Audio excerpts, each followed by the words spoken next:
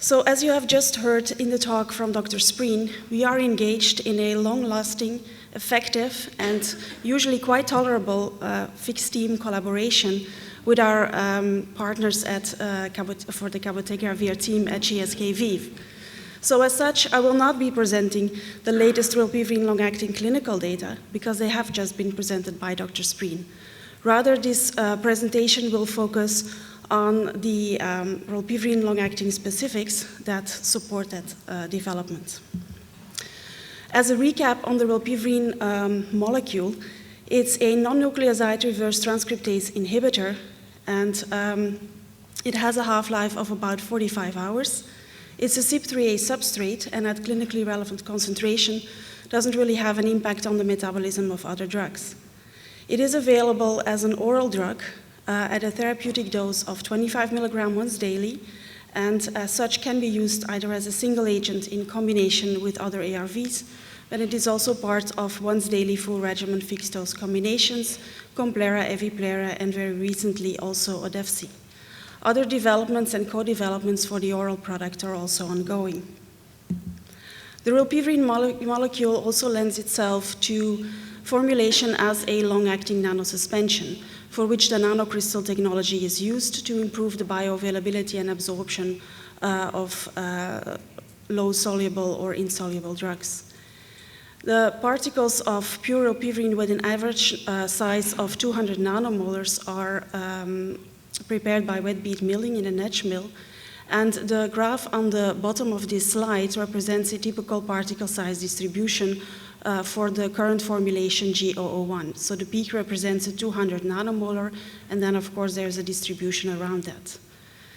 The formulation is manufactured in a complete sterile manufacturing process. So we start with sterile API and keep that sterile until the final formulation.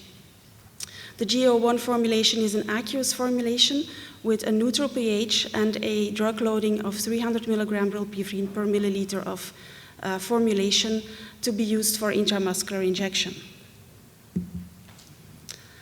This G001 formulation has been used in several clinical trials, and we have observed an apparent terminal half-life of about 30 to 90 days. Certain trials have also looked specifically at distribution into the genital and rectal tract, which was found to be substantial for rilpivirine with this long-acting injection. Across trials, the formulation was generally well tolerated. The pictures on this slide represent electron microscopic photographs of the formulation, with the top graph being the reference formulation with the target particle size of 200 nanomolars. Now, when this formulation is refrigerated at 2 to 8 degrees, but when it is stored at room temperature, there is an impact on the particle size and morphology over time. So it results in a graph or a picture, let's say, that is similar to the graph that is at the bottom of this slide, which I will refer to later on as an aged product. So this change in the size and morphology has actually an impact on the in vitro dissolution profile, but what is not known is whether there is also an in vivo relevance of that change. And that is why there is currently a phase 1 relative bioavailability study ongoing to evaluate those two formulations in vivo. So basically this is a parallel group study in 60 healthy volunteers that are randomized to receive either the reference product, which is the refrigerated product with the target particle size, or the so-called aged product, which was stored at 40 degrees for 1 to 2 months. That represents actually an accelerated process for what happens over a longer time at room temperature. So after receiving a single injection of a 600 milligram dose, the subjects are being followed up for 24 weeks with regular PK sampling. Now, depending on the results of this trial, we may, and also further in vitro evaluations and preclinical evaluations, we may embark on another study to further look into this and try to evaluate the development of an IVIVC model. IVIVC stands for in vitro in vivo correlation, the in vitro being the dissolution profile, and the in vivo the human pharmacokinetics. The objectives of such an IV-IVC model would be to support the setting of clinically relevant specifications for the formulation development based on the in vitro release profiles. So basically what we would do would be to evaluate further the in vivo impact of particle size differences that we either obtain by different milling times, so the longer you mill the API, the smaller the particles, shorter time results in larger particles.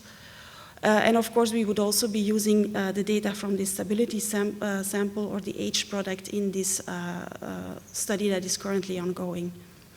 Now, to develop such an IV-IVC model, you also need an input function from an immediate release formulation, and that is why actually all subjects in the trial also received a single oral dose of rilpivirine. So the GO1 formulation that's currently in development has been used across different clinical studies over time, both in healthy volunteers and in patients. And a number of these results have already been presented at several occasions. So we had a number of trials in healthy volunteers, the SSAT-040, the C158, the LAI study, and the MWRI study, which all were designed to characterize the pharmacokinetics of rilpivirine long-acting at different doses and in different settings. And in case of the MWRI study, there were also specifically evaluations of distribution into the genital tract. That study is still ongoing in a multiple dose setting, and the single dose data have been presented before. The 1001 trial is a trial I just presented that is ongoing to compare the refrigerated versus the aged version of the GO1 formulation. Then there's also an HPTN 076 trial that is ongoing, which is a phase 2 safety and acceptability study of rilpivirine long-acting for use of PrEP. So 132 seronegative women are randomized 2-to-1 to receive either 6 injections at Q8-week regimen of the rilpivirine long-acting formulation at the 1200 milligram dose or placebo. That study was fully enrolled last year, September, but of course, because of the long dosing and follow-up, we have to be a bit patient to see the first results of that. Then the LATE-2 phase 2b study has just been presented by Dr. Spreen, so you've seen the results of that.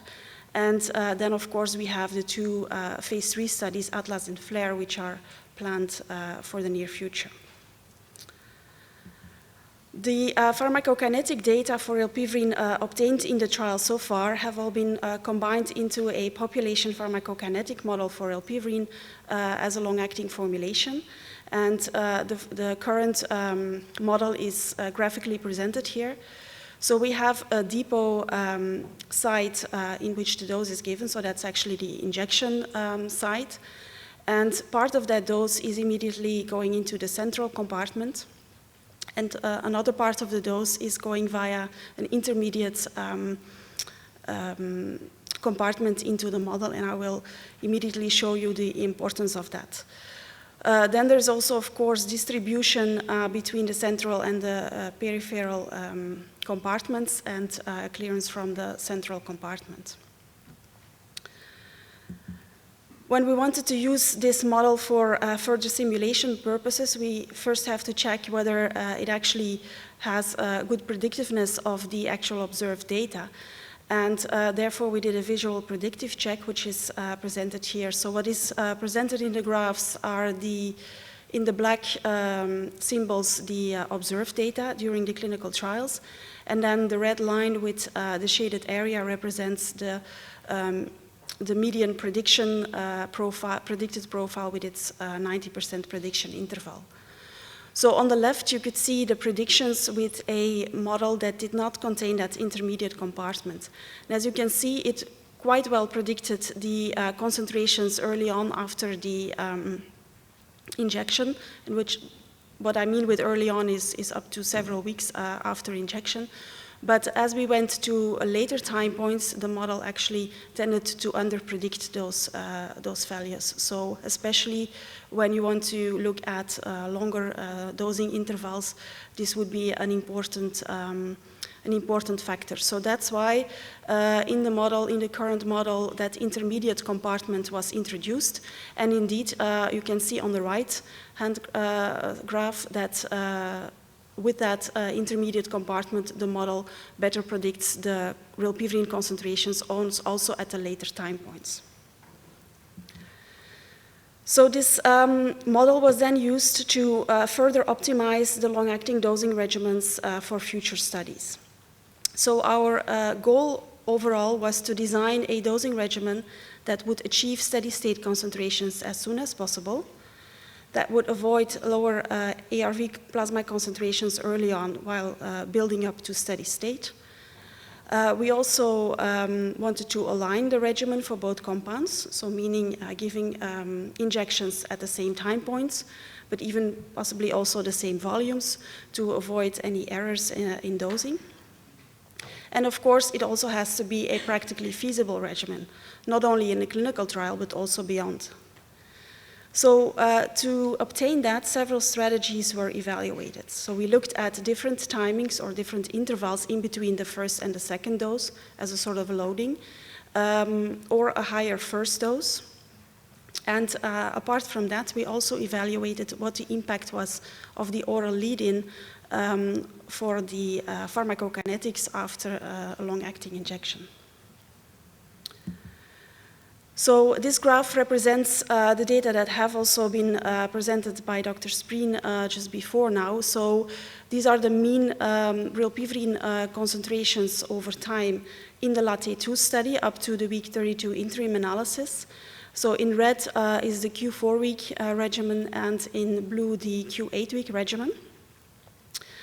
The horizontal line represents the mean C-trough for oral rilpivirine in the ECHO-INTRIVE phase 3 studies with a range of 1.5 to 300 nanogram per ml, but these values are very similar in the LATE study with oral rilpivirine and cap, and also similar at the start of the injections in LATE-2, so immediately after the oral lead-in. So it's very consistent across clinical trials. Now, while you have seen from Dr. Spreen's presentation that both these regimens performed well in the LATE-2 trial, we did want to look at further optimizing these dosing regimens for phase 3 and or any further studies. And specifically, we wanted to avoid the lower concentrations early on, so around week 4 and 8 in the trial, by introducing some kind of loading strategy for the rilpivirine long-acting. And with that, we came to a revised dosing regimen for the Q4 weekly regimen for rilpivirine long-acting. So what is presented here is the simulated PK profile over time. So the black line and the shaded area represent the median predicted profile with its 90% prediction interval. And in the red horizontal line and dotted line represent respectively the median and the 5th and 95th percentile of the oral C-trough that was observed in the LATE-2 study, so immediately after the oral load-in. So what you can what we have done here is give a loading dose on day 1, a 900 milligram loading dose, so that's a 3 ml injection, and then as of week 4 and onwards, a 600 milligrams, so a 2 ml injection every 4 weeks. So the difference with the LATE-2 regimen is really only the day 1 dose, which is now 900 milligram instead of 600 milligram during the LATE-2 trial. With this regimen, we achieve the median C-trough that is comparable to what we are observing in the LATE-2 trial, so at steady state about 86 nanograms per ml. And at all times, there's almost all subjects, or more than 99% of the subjects, remain with their C-trough above the 5th percentile of C-trough in LATE-2, which coincides with 2 times the protein binding adjusted IC90. We also looked in a similar way at an optimized regimen for the Q8-week dosing regimen, which would be the following. So throughout the dosing regimen, a single dose would be given, 900 milligrams, so always a 3 ml injection. But we would give that on day 1, and then a second injection on week 4, and as of week 4, the 900 milligram every 8 weeks, so at week 12, 20, and so on. With this regimen, the median C-trough anticipated would be about 54 nanograms per ml, and about 93% of the subjects remain with their C-trough above the 5th percentile of the LAT-A2 C-trough at steady state. So we also looked at the impact of the oral lead-in for rilpivirine on the PK of the rilpivirine long-acting. So the oral lead-in is really there, as we have heard in previous presentations, to to identify any serious adverse drug reactions before entering into a long-acting regimen. Because of course, with an apparent half-life of rilpivirine of 30 to 90 days, rilpivirine may be detectable in the plasma for more than a year after an injection. Now, there have been, throughout the development of rilpivirine long-acting, there have been studies that included such an oral lead-in and other studies that have not included that. So the LAT-A2 study and the HPTN 076 study do include such an oral lead-in, but other studies, namely the phase 1 studies in healthy volunteers, did not include such an oral lead-in. This evaluation, or the decision for that, was supported by the very large safety database that we have available for rilpivirine based on our clinical phase 3 trials, but also phase 2 trials at higher doses, and of course also pharmacovigilance since the approval of the oral formulations in 2011. And indeed, throughout the clinical development, we have not observed significant or serious adverse events that during that oral lead-in of rilpivirine long-acting. Now, besides this safety consideration, as we've heard before, we also wanted to look at what the oral lead-in means for the rilpivirine long-acting PK profile. So this is presented here on in this graph. So in green is a single rilpivirine simulated profile for a single rilpivirine long-acting injection without an oral lead-in, so starting basically at undetectable rilpivirine concentrations. And then the red represents that single injection after an oral run-in with the last dose of rilpivirine given 24 hours before the injection.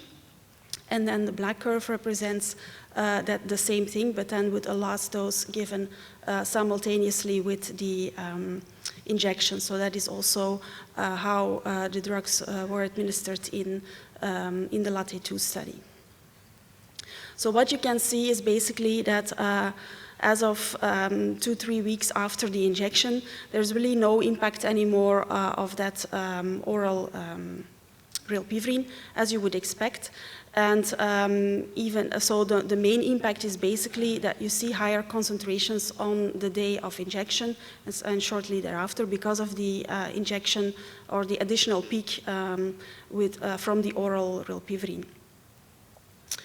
But no significant impact on the rilpivirine long-acting profile from about 2 weeks post-dose onwards. So that leads us to conclude that a potential for leaving out that oral lead-in later on is possible, would not impact the PK profile, or even if subjects that do have that oral lead-in would not be taking that or would not be adherent to that, that would not significantly impact their rilpivirine long-acting profile. So basically the inclusion or not of an oral lead-in can be basically for rilpivirine long-acting be based on safety considerations only. So to conclude, From the results obtained throughout the development so far, rilpivirine long-acting may have a substantial role to play as intermittent PrEP intervention. For that, trials are ongoing and we have to await further results. But perhaps more in the nearer future, it has a role as half of the first all-injectable ARV maintenance regimen, for which, as we've just seen in the previous presentation, the phase 2 studies are very well progressed, and the phase 3 studies are in full preparation. So with that positive prospect, I would like to conclude my presentation by thanking all the parties that have supported this development, especially also the study participants and the investigators involved in the clinical trials, our team members at Janssen and GSK ViiV, and our external collaborations. And of course also you for your attention. Thank you.